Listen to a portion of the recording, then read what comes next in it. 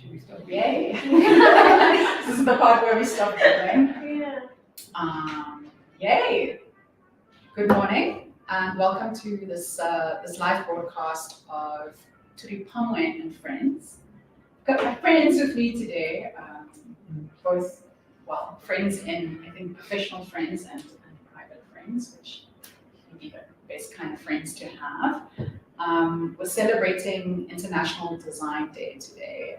It's the first time that Turipamwe is doing this. I don't know if I've ever heard of one being done from Namibia. So this is our collective Namibian contribution to the global conversation.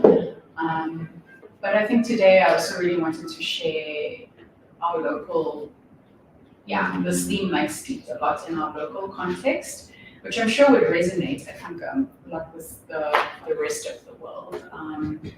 So International Design Day is celebrated each day globally to really address and look at the value that design can create for society, communities, business. I think it's often a misunderstood subject matter when you're not a designer. I think in our context, it's very much one of aesthetic. So there's not yet an understanding of the real value that it can create. And for me, that's why I wanted to keep on to be part of this conversation for today.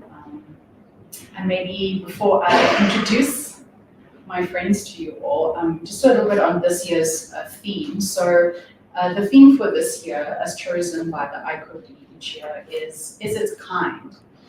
And I just wanted to read this from the official writing for it. So the theme, Is It Kind, proposes a new metric for design kindness. Defining what kindness is.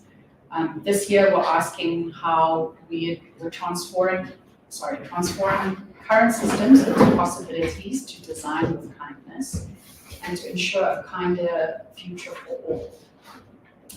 So maybe just a little bit about definitions, because I think that always helps to define something before you can address it, sort of just to frame our conversation. Is how do we define kindness in design? How do we build kindness into our design practice? And I have to say, you mentioned this just earlier, I think this theme really, and we chatted about this when this was our first kind of conceptual conversation. I think it really challenged me because I had to ask myself, okay, what am I professionally doing that's kind in my practice? Is that kindness is that a shared kindness? And for how long have I not been kind in my career? So maybe a little bit philosophical, and I think beyond that also thinking about the Namibian context as one that is emerging from a post-colonial, post-apartheid, independent context. This year we've just reached 3 million people. Our late president has passed away. And so there's I think while there's massive opportunity to frame the kind of national discourse and country that we want, I think that there is a lot of unkindness in our society just as a result from our past. So these were just kind of the themes that I wanted to, but now I want to introduce you because I want to, I'm the only one to be talking today. So maybe going from this way around. Cool. Brad, I'm going to just read your bio quickly. So Brad is renowned in the digital landscape. You drive strategic vision for digital acceleration at Walt Harbour and List, and you're always willing to fit out, which I love as a new description. You believe in the convergence of people and technology that epitomizes the unwavering commitment to innovative solutions that redefine norms. Your project portfolio reflects an innovative spirit and underscores the tangible impact of design thinking in today's uncertain business world. And And as a Future of the Internet ambassador, you establish a Web3 strategic advisory to develop pioneering strategies at the intersection of data, sovereignty, and the immersive web. Yeah. That's a big impressive word. I hope they mean something. Yeah. Thank you, Brad. And next to Brad, my friend Natache Lilonga, is a registered professional architect and multidisciplinary creative in the realms of architecture, public space installations, which I've seen, fantastic work.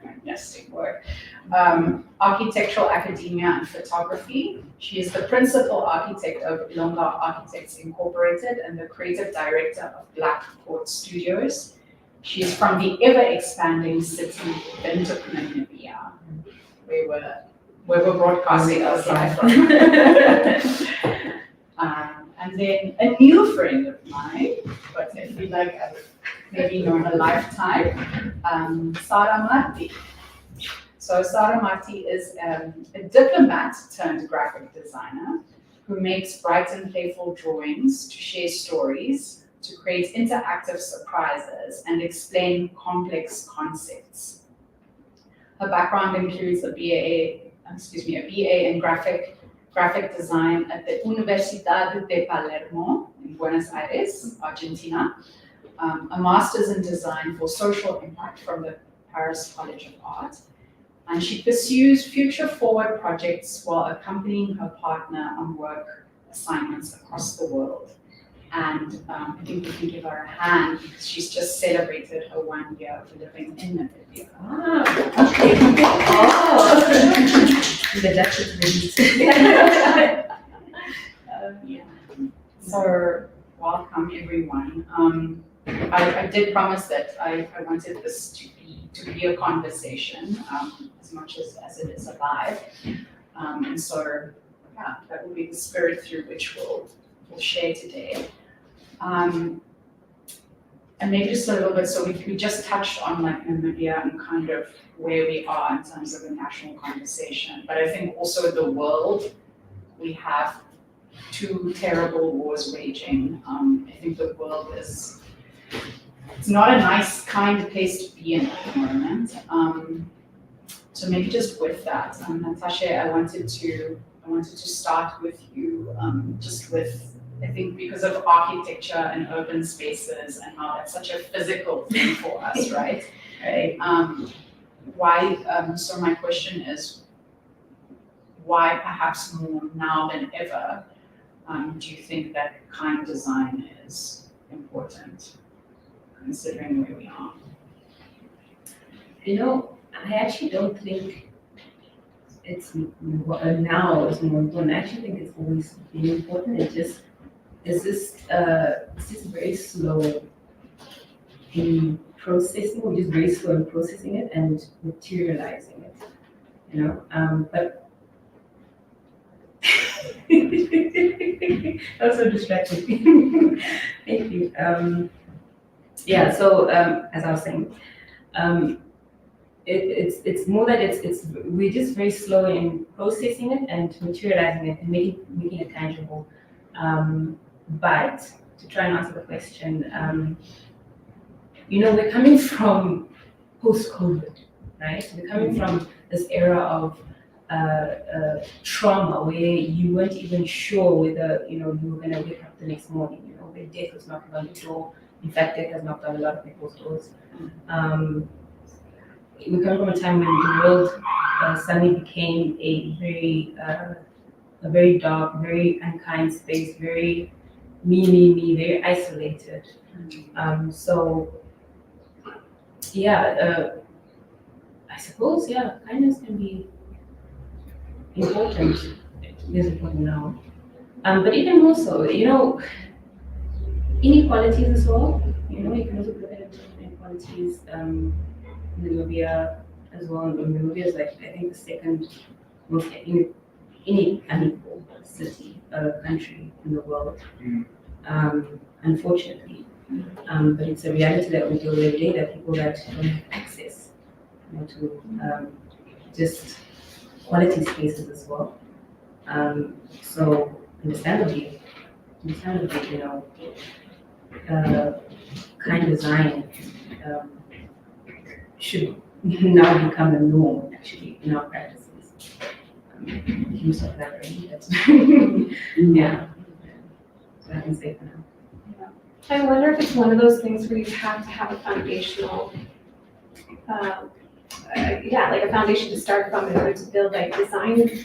You can't start with kind of, maybe you could actually if you really come from a very holistic perspective, but most of the time you're really coming from providing a service, a product, some sort of tangible something or other, and in the most efficient way possible. If we're looking at like business and the way that business runs, like you're always constantly looking for just profit, right? So that's like, that's the initial push. And then only once you can establish so many other support systems within society, within the communities, within your own family. I mean, talk about like the evolution of therapy and how that's completely changed the way we talk to each other, right? And a version of kindness for sure. But only once you can have those levels can you elevate it to the point of being kind.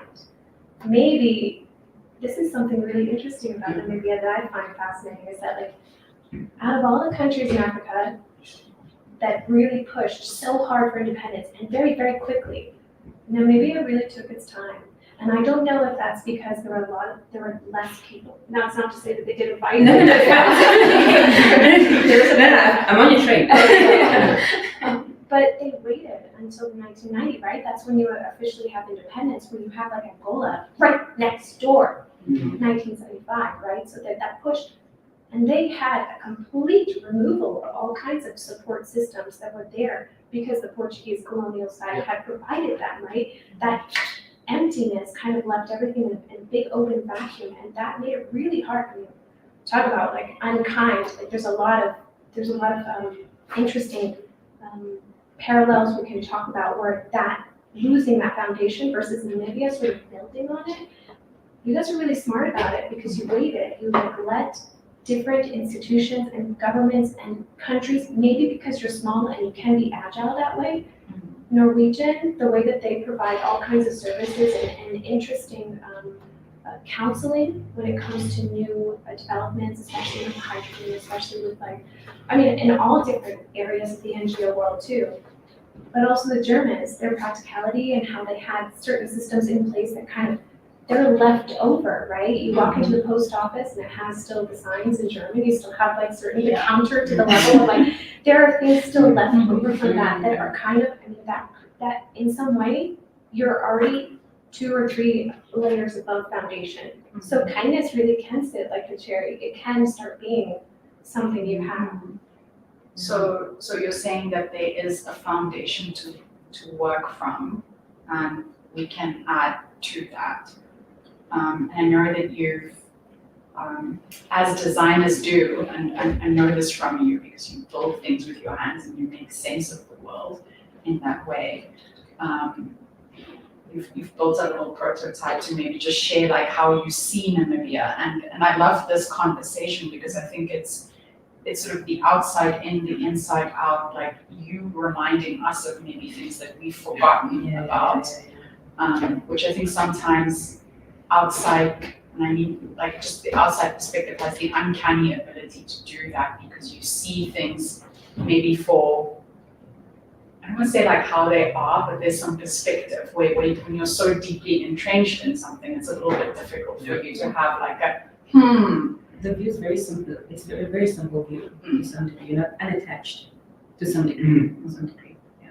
It's totally David Foster Wallace. This is water. You guys are in the water. I'm like, guys, how's the water? And you're like, well, what was it? Yeah. So do you want to maybe like do a little? shall I show? Yeah. Well, Go did I for show it. you guys? Did you guys get to see? At a high level, but Yeah, okay. it's, Okay, so playing around and trying to figure out a way to like visually represent what I understand the concept of Namibia as a country and how it functions. I made this like very, very silly prototype.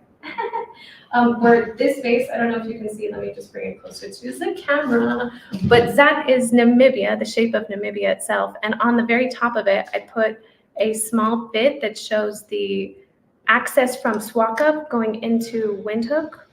And that platform is like, but that's where everything happens, right? Tell me if I'm wrong. That is it. Like Windhoek is the capital, but Swakop and Windhoek is the corridor. Yeah, and then maybe towards the North, north, yeah, but yeah. Maybe I'm missing that because I haven't understood that just yet. But I added to it just like this would be just society itself. So we have government, and then you have the private sector, and then you have the public in general. And on top of that, like this would be like society in general. I don't know if it's going to stand, but you get the idea. So and this itself would be broken apart into the different cultures. You guys have like. What is it, 12? No, 19? Wait, 25? How many do we have? I don't know anymore. yeah.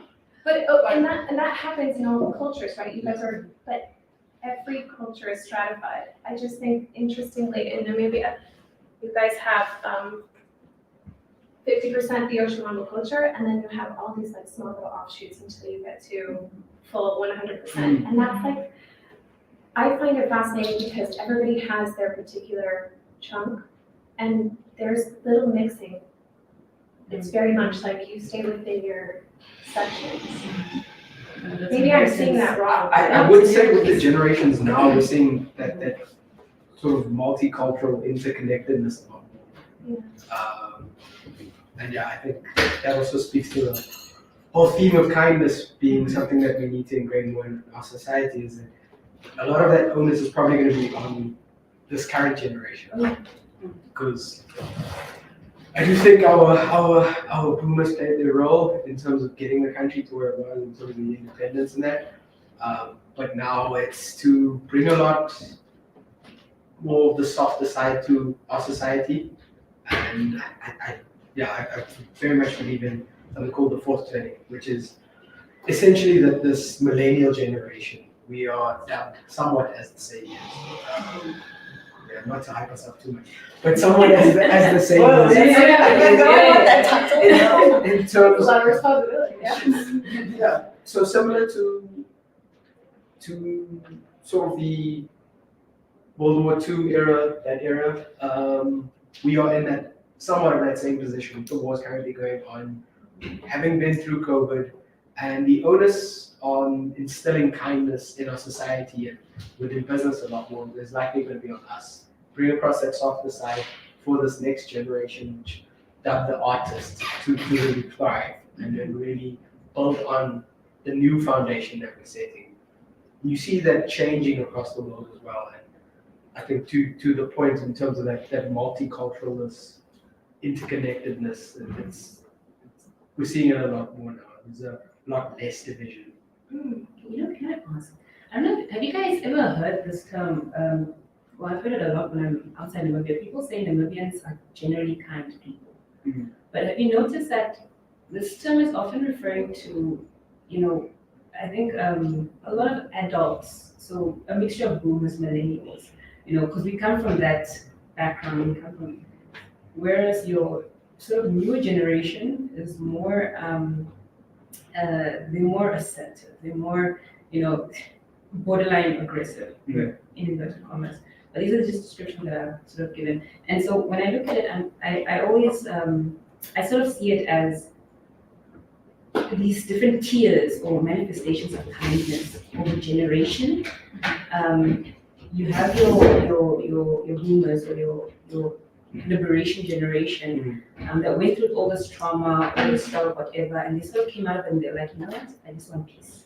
And I'm just gonna be kind. I don't want problems. Kindness is sort of like that. How do I say? Their way of dealing with, that inherited trauma. We do it as well. We're very docile, very Then, the new generation comes in as like, actually no. For me, I want kindness in my workspace. I want kindness in mental space. So anyway, it's just interesting how at least I see it sort of manifests in these different generations, depending on their times, what they inherit. When you say kindness, though, are we talking about necessarily politeness, like as in? Because I see this all the time. The long formal greeting. I never have a conversation with somebody who doesn't start with "Hey, how are you?" And that's And you wait for the answer, actually. No, that doesn't happen in other cultures. Wow. I mean, maybe not. You're like, hey, that's enough. I think there's a lot of social lubricant in that sense. I don't know if it's necessarily kind, because in some ways it's still giving distance. I don't know. But even just in architecture, you know, the architecture that we've inherited from the past, the fact that a lot of it has not been preserved, that is a form of kindness. The fact that you are choosing to keep it as it is, perhaps under the guise of it'll teach us something about our past, you know, but to preserve a monument of pain. It represents pain. That's what architecture represents a time, represents human behaviors of a time. To say, no, it's fine, actually, let's keep that architecture there. I think that's. Can I ask you to pinpoint exactly which architecture you're talking about? I'm thinking of when you say that, the Fortaleza, what's that? No, Old Fort. the one that you can see from the Independence Museum. You like the Alta Vista. Yeah. Yeah, Yeah, and it's, the old fort. yeah, it's been kind of like left to overgrow and Mhm. that may be on purpose. Yeah, maybe. Interesting thought, yeah, maybe. Is that what you mean by like preserving a historical space and then Yeah. leaving it for? Yeah, because you know another element of kindness and kind practice would be to demolish it, for example. You know that in effect, you know that now you're starting to also, you know, you have to environmental impact, waste is produced, all those kind of things. But in preserving that is, to me at least, that's an act of kindness. Interesting. Coming from an older generation. And maybe just from a point of like preservation, because I think it's also, I was saying this thing happened and we're keeping it there for us to remind ourselves. But I think in other instances, we have inherited social structures or like even physical structures. If we think about Windhoek, the design of it, the layout of it, which I think comes from a very unkind system. So white, you know, racial segregation, but also within black cultures, like the separation of tribes. And that really like the B1 is sort of literally this road that divides us. I just wanted to share how difficult it is as a human being to cross the road in our country. Say yes. And I don't, you know, and I know in other parts of the world it's like, you know, this might not, I'm sure in Vietnam, you know, same thing, like it's terrible crossing the road there. But I just think like what an unkind experience, because the design for the pedestrian, which mind you, legally has the right of way, and motorists are just like, you know, you're trying to drive around the person, not hit them. So I feel like it's an unkind experience for all the users involved, yet what are we doing to address that unkind design? It's like we're almost just living with what we've inherited as an architectural past, but I think it relates to what you're saying about our ability to speed up our response to it. We're very slow. We're very slow in that. So just that one thought, and then like one of the recommendations from International Design Day in terms of this topic is sort of like, well, what if you had a legal, I just have to find it, it's like, what if you had like a legal metrics for like making kindness legal, like you have to, because it's legally required. And I'm like, wow, yeah, in Namibia, I think we have so many rules, like, well, like if that was one way to approach it, we might make it law and then wonder why we never really implemented the thing, because it's just there in policy. Wasn't this like when they put government positions in charge of certain things like that? Don't they have like a Sara of happiness in Bhutan and like other different positions of like United Arab Emirates as well. yeah, and once you do that, you start to put focus on it. But until that, you still kind of it's like there's not much of an opening. And yet, I will point out that they did add walkways to certain areas. Like for example, going up towards the Haida Center in Checkers, We added a walkway within the past 2 months because people would constantly cross that street to get to the bus, and it's impossible Yeah, to. the zebra crossing. Yeah, Yeah, I it's- saw it. I was so happy. Yeah. So in some ways, it's kind of like there's a patchwork system, but how do you break that down? In Denmark, when they had cars, trying to get people to use the bikes, that took like 20 years of breaking down the streets and making this one only. That takes time, and certainly, isn't there like a committee of rules that like decides on this? Like maybe we should petition for like a kindness SAR on the city rules or something. And I think the city of Windhoek, I think they have a vision and a mission that says to be a caring and Sustainable and smart city. Yes. yeah, I think sustainable, smart, and caring. City of Windhoek, yes, we invite you. I know you as well. We need to be part of. And I think that's the thing. Like designers, it's also our responsibility, I think, in a way, to invite such interactions. But maybe to shift the conversation a little bit from like the physical, which I think is like it's all in and around us, and maybe a little bit more, I don't know, right, to like digital and technology and the sort of second world within which we operate in the digital. I've been thinking about, so this week I started a course called Facilitating Change. And one of the big topics that they talk about there is how we can use, so digital equals ways of working. So just sort of notion that we can amplify, I think, what we want to do in design using technology. And that lets us do that. What do you think is like the role of tech or like digital transformation when it comes to kindness and how those two like relate to one another? So I think first and I was thinking about this actually this morning, defining kindness firstly. So I even first wanted to start with that. What's our shared language when it comes to what kindness actually means? Is it having care? Is it consideration for others? Is it sort of looking outside to see the perspectives and having considerations for the feelings, thoughts, actions of others? Is kindness an act? Is it a behavior? Is it something we can actually ingrain in society, or is it one day a year that we do some random act to show that we care about someone else and not expecting any reciprocation back? Is that also kindness? So that's the first thing I was thinking about when I had that thought. Just to trim it down, kindness is probably just caring about society, those around us, and our environment, showing a duty of care beyond ourselves. And I think that's where tech can play a nice foundational role. And I think looking at the Namibian context, but guys, we don't have access, which is probably a key aspect as well, to everyone across the country. I think we're getting there from a network standpoint, but then we still need access in terms of having the digital literacy there for society. So working on the education piece there to provide that access.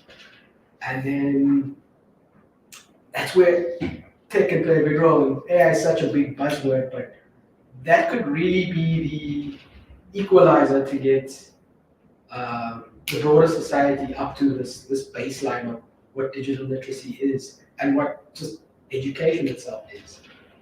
There's been projects in Malawi and Kenya utilizing AI to teach kids. Projects where kids were given iPads and had to sort of self-learn through various content elements, and they chose what to learn. And now imagine, again, just giving each child in Namibia an iPad or a smartphone and having them have a personal AI tutor that gets them up to this level that they do have enough of a digital acumen to be able to participate in this global digital world. So yeah, I really see tech as being a big equalizer. I know we're still far off from that still in the Namibian context, but I guess it's working towards it in steps.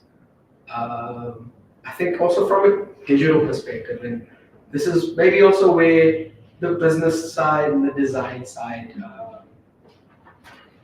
with the care element, tend to overlap also. We often, from a business perspective, tend to be profit revenue maximizing. But with design thinking and with the digital side, you have a user in mind always, because that's where your revenue is. Yeah. So you sort of have to apply elements and principles of kindness to be able to serve this user a lot better. You have to see things from their perspective to serve them better. So yeah, tech and enabler, and something that's meant to provide a lot more equity and equality in society, but not as the tool to make us a lot more kind, but just to get us to a level, that foundational level, beyond just the sort of physical to the education level.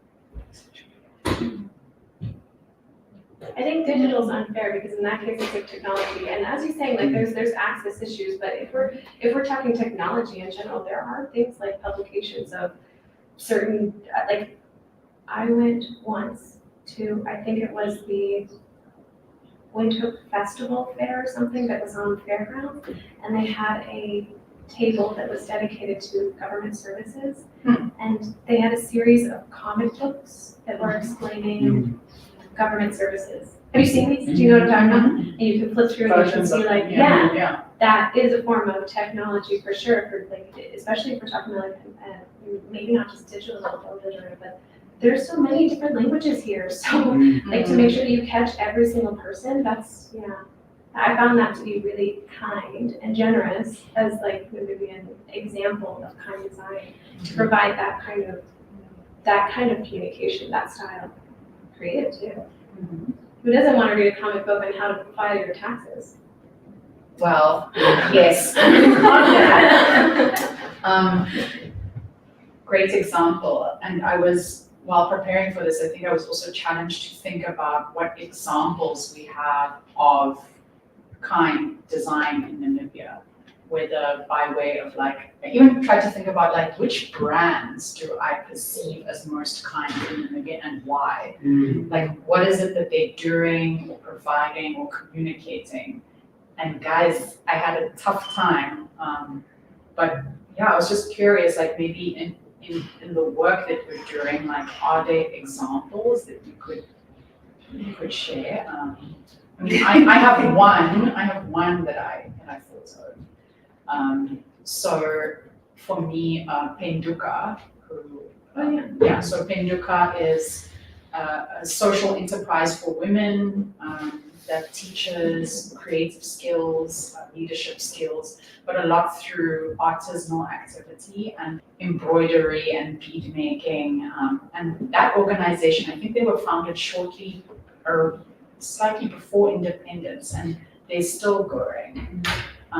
And that for me is like a social, maybe not solving, but looking for creative, inclusive ways to create employment and also teach skills and very soft skills, hard skills. And when someone asks me, can you give an example of like Namibian design in a way, like I always love using that as like a cool aesthetic also.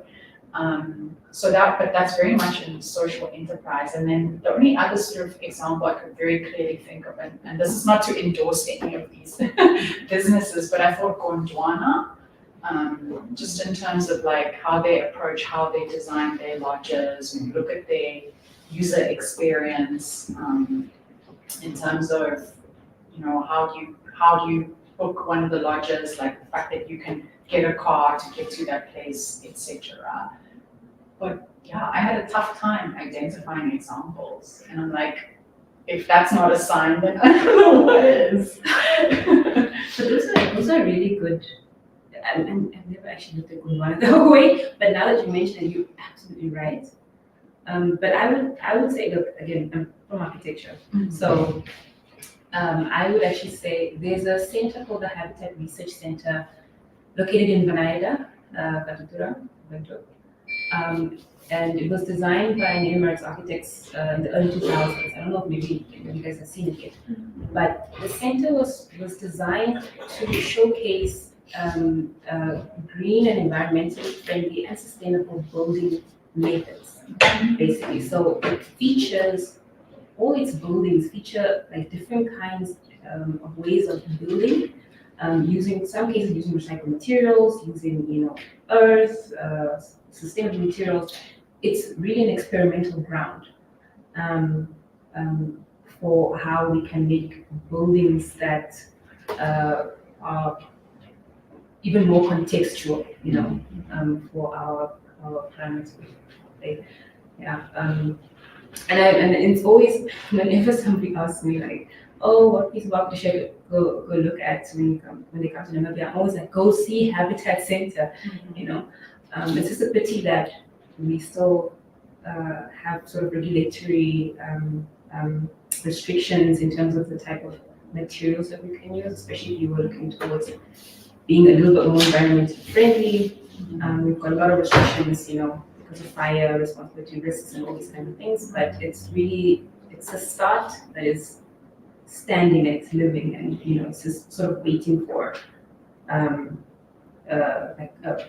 huge public campaign to sort of like just take it and go ham gorilla with it, if I can say that. Yeah. Can I ask you a question about unkind architecture? Ooh. So yeah, in the States with the hostile architecture, like for the homelessness, removing like the middle bar from park benches, or having grids on like certain parts of the city just to prevent homeless people from either setting up or like, how is the fact that we don't have any of that here? Well, not that I know of. Like unkind architecture. Yeah. Well, we kind of do, because unkind, in my understanding, my definition, unkind architecture would be architecture that doesn't respond to the context around it. And when I say context, I'm specifically looking at the environment and the public space, publicness that is around this architecture. So, for example, if you were to design, build this structure, this building, and on the pavement side, there's this 3-meter wall. There's nothing more intimidating than walking past a 3-meter wall for 11 meters, because what that does to the human mind, mind you, that's public space. What that does to the human mind is tells you that you've got 3, if you're in danger, you're either running across the road, you're going that way, you're going that way. There's no help on this side. I'm vulnerable, I'm not safe. And even things like shade, if you've got this huge wall here and the sun, comes in the opposite direction, now you're sort of being blasted with this heat, this radiation. It's incredibly unkind. So. And maybe also just back to City of Windhoek, who aren't very kind to our skateboarders on Sundays. Weekdays, I understand it's pedestrian traffic for that space, but I think it's underutilized and unutilized on weekends. Why not I agree. allow other people in society to access those areas? Yes, with skateboards. I mean, I'm proud of you, scared. no. But which spaces are you talking about specifically? So the they used to skate a lot at the stairs. That whole area there, actually, all the way down to the Anybody yeah, cool spaces to skate. These spaces. Yeah, I also think when you talk about the architecture, I think of that really fantastic story on 99% Invisible about the design of curves, like the way that curves, they get lower so that you can just automatically have that space to ease onto the street itself, and how that was designed for wheelchairs, but then it serves everybody else. Like you always design for the most vulnerable so that it makes it easier for everybody. If somebody's carrying a stroller, somebody's got a luggage, somebody's whatever, all of these people get to have the benefit of that ease of curve. When I was talking about kindness in design, my definition was comfort and ease and generosity. That's what I was thinking. I wasn't necessarily thinking of like access. I just thought, how do you make someone feel comfortable with wherever they're at, whatever space, non-threatening, so that's like elevating their quality of life. And I think generosity is almost, to think about that, because it's this idea of like that you've given a lot to it and maybe not for anything in return. And because I think you also had mentioned that, like giving as much as you can, and like considering as much as you can. I think that that's, or even maybe more than what is expected from the user. So that's really, Maybe you have like a series of better angels on your shoulder every time you design something. You Yeah. got like, it's like, how can we make this more generous? Yeah. Yeah. So Generous. I think just on what you mentioned now about designing for the vulnerable, that's also a key principle in the UX design space, is that we are beginning more to design for everyone to have access in a level of comfort. So one of my favorite websites, shout out McKinsey, that actually with every one of their articles has the audio version. So for the visually impaired, just listen to those articles. Yeah, and I think tech's moving a lot that way now. Again, ingraining a lot more artificial intelligence into these tools to provide better access for everyone, hearing impaired, visually impaired. And even a new feature, I think, around the distractions, because I think in this tech world, this real world, like there's a lot vying for our attention. So this new reading mode, so you can kind of switch off all of the CSS, so you can just have the raw text. I was like, thank you. Yes. Sorry to the designer who spent all that time with like the aesthetic of it. Yeah, that is Yeah. something, providing that white space, right? That is that's a generosity right there. In all the ways that exists, the silences and the spaces that are open and free and feel welcoming. Yeah. In terms of kindness, like it took me forever to try and find this for myself as well. But I sort of came to this understanding, which was, for me, kindness is about, it's a sense of being acknowledged and accommodated, but also at the same time acknowledging and accommodating, but underpinned by understanding, right? The idea is the aim is not to understand, and this can be applied to spaces, it can be applied to animals, to people. I just couldn't, my mind couldn't just sort of keep it to human beings. For me, it's always, everything is sort of connected. There's a context, everything is connected. If our urban, our city boundary expands, it means it's encroaching on something else. It might be encroaching on a rural area, a village. It might be encroaching on a natural area, on animal land. But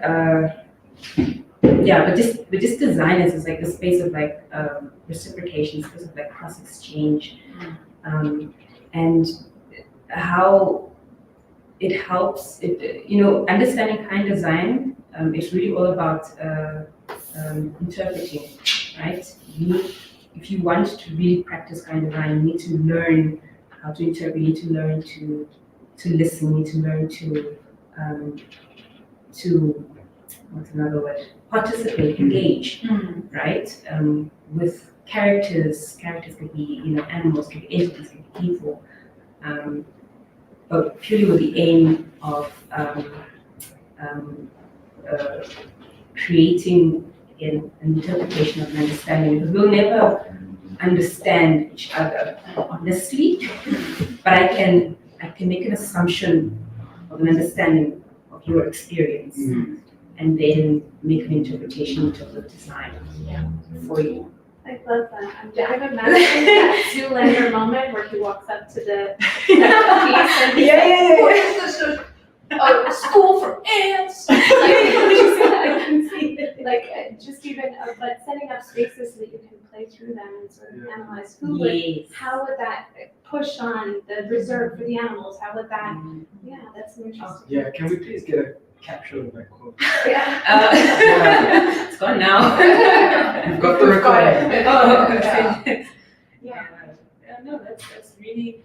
I mean, look, and I think that's really our gift or our service as designers is that ability to be trained, is that ability to read into things, interpret them, and translate them. But we just have to make sure we do it with kind intentions, right? Because kindness is both selfish and selfless. It's not a bad thing. Yeah. We're just humans. Yeah. Right. Anyway, sorry. I don't think I could have said it better. And I know Prof. Heike from NAS, that was also something that she brought up in the launch of the white paper, where we were talking about this notion of understanding. And of course, if you know design thinking, like empathy, understanding, it's the first phase of designing. But she was sort of saying like, but you don't need to understand someone because you can't understand them because you're not in their lived experience. Sure. But kind of that you don't need that in order to then work together, to then collaborate and then create something useful, generous from that relational experience. And maybe just, and I know that we've run out of time on this. Wait, what? And we can, yeah. What happened? And we can, I mean, I think we can keep talking, but I just sort of this last quote about, and this is what you were speaking to, so this idea of, quote, being in good relation. So this is a concept put forth by a Dakota scholar, Kim Tolbe, in 2019, that involves understanding the interdependence of all living things, including all human and other than human worlds. All humans share differences and sameness in relationship to their environments, to the land, water, animals, and their human communities and material realities. And I kind of want to add like technology realities to that because that's also something. So as part of their process, designers can be attentive to these relations as a kind of vast network of entangled effects. Yeah. I like that. Oh. It's one of those. It is.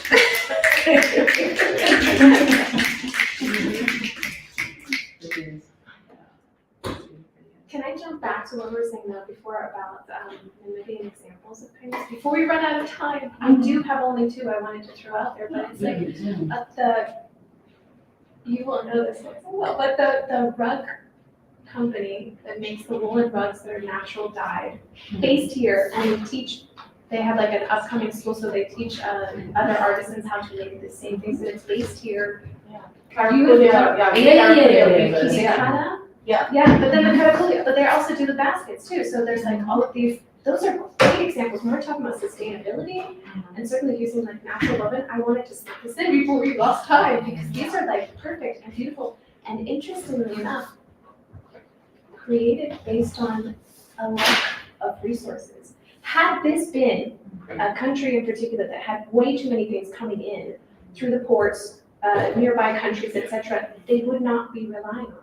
But these have been preserved traditions because of this isolation. There's something beautiful about that. Oh, that is an observation. Yeah. I just wanted to make sure we catch them. Yes. Also, there's other elements that are imported from the culture, so like the zero waste store, because you guys have that German link, and Germany is so good about having those like bin refills and stuff like that. You have that here, and she's integrated that. Her company is integrated in all of, like, I think 7 or 8 different, oh God, I'm forgetting the word now. It's like your biggest tourism. Or like lodges? Yeah. So she's connected to all of these lodges. So these lodges are already incorporating that into their services too. So Shout out Zero Waste Store. Yeah. Yes. Wow. Okay. Maybe also to ask you guys, and it's somewhat design related because it relates to, I would say, business strategy design somewhat. Our green hydrogen projects. I know, hype and buzzword, but it seems that the approach is also kind in nature because they all have this set mandate to also look after the communities where these projects will be set up. So Taoist village for instance. So I know perception is always out there. It's probably not 100% positive, but I think we should also, in being kind, give some of these projects and PR behind them the benefit of the doubt. See how they play out. But I thought about that also, and I was like, okay, then is a version of being kind to our ecosystem or environment to communities involved. Especially if we're talking about, like, if we're elevating people's quality of life, providing them training and opportunities for schooling, and that, again, goes right back to the original idea. You have that foundation, right? The grandfather who did the farm, who built the capital for the child to go to school, who built the capital for the other grandchild to go to university, to build the Turipamwe. Wow. Yeah. Generational. Yeah. And participatory, so I think also like educating ourselves, which I admit I have not done, with the exception of like looking at like, okay, so what is green hydrogen? How does it work? How is it made? Yeah. Is there anything else that you wanted to share? I guess think. From us anything, I don't know. Chicks notes. Yeah, I was thinking about that really great question at the very end where you had like, if we could design our own kindness metric. Let me just put a pin on this.